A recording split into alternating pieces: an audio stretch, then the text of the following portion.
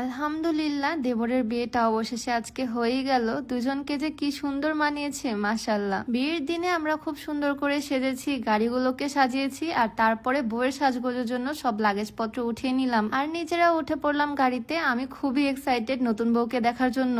আর আজকে বউকে আনতে গাড়ি চালিয়ে নিয়ে যাবে নতুন বর নিজেই। যাওয়ার সময় তো আমি সামনে বসলাম, বাট আসার সময় নতুন বউ থাকবে গাড়িতে। ওদের কিন্তু লাভ ম্যারেজ, ফ্যামিলিকে খুব কষ্টে রাজি করিয়ে এখন বিয়েটা হচ্ছে আলহামদুলিল্লাহ। ঠিক আমাদের মতোই, তবে আমাদের বিয়েটা এরকম জাঁকজমক ভাবে হয়নি, খুব সিম্পলি ঘরের মধ্যে হয়েছিল, ঘরোয়া একটা বিয়ে। তবে এই বিয়েতে আমি অনেক এনজয় করতেছি। সব ফুল সাজানো গাড়িগুলো পরপর চলে আসলো বউয়ের বাড়ির সামনে। বরের গেট ধরে আছে এদিকে পিচি পিচি শালিকারা। টাকা দিয়ে ফিতা কেটে মিষ্টি খেয়ে তারপরে ভিতরে ঢুকতে হবে। বিয়ে বাড়ির এই ছোট্ট ছোট্ট আনন্দগুলোই না খুবই ভালো লাগে। নতুন বরকে স্বর্ণের আংটি দিয়ে গাড়ি থেকে নামিয়ে বরণ করে নেওয়া হলো। পুরো রাস্তা সে গাড়ি চালিয়ে আসছে আর এখানে এসে একটু নাটক করতেছে আর কি। নতুন বরকে একটু স্পেশাল কেয়ার করে গাড়ি থেকে নামানো হচ্ছে। জামাই আদর মনে হচ্ছে এখন থেকেই শুরু হয়ে গেছে। ছোট্ট ছোট্ট পিচিদের আবদার এখন পূরণ করতে হবে। মানি ব্যাগ হয়ে যাবে একদম ফাঁকা, আর তারপর ফিতা কেটে ভিতরে ঢুকতে হবে। এর মাঝে তো অনেক বার্গেনও হয়েছে, তবে ভিডিওতে একটু ছোট করেই দেখালাম। আমি সবচেয়ে বেশি এক্সাইটেড নতুন বউকে দেখার জন্য। বর ঢুকলো বিয়ে বাড়ির ভিতরে আর তারপর আমরা দুজনে চলে আসলাম। সবাই এখানে খাওয়া দাওয়া করতেছে। বাড়ির উঠানে খুব সুন্দর করে আয়োজন করা হয়েছে। মাথার উপরে চাদোয়াটা একটু লাল, সেজন্য ভিডিওটা লাল লাল দেখাচ্ছে।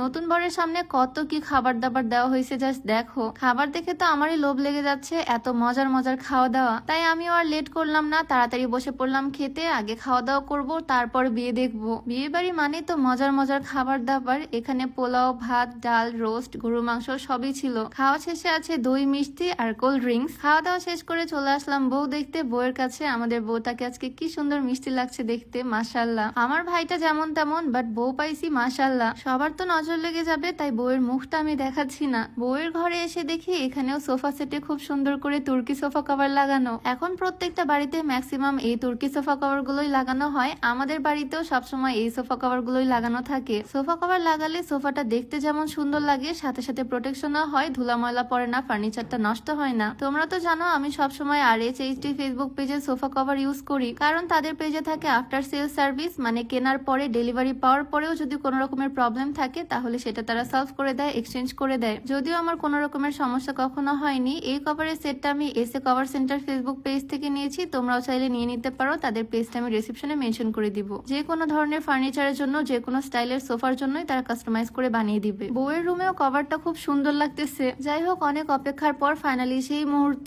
যখন কবুল পড়ানো হবে, মানে বিয়ে পড়ানো হবে আর কি। 3বার কবুল বলার পর আলহামদুলিল্লাহ বিয়ে ডান, আর তারপর রেজিস্ট্রিটাও হয়ে গেল। মেয়ের বিয়ে পড়ানো হলো ঘরের মধ্যে।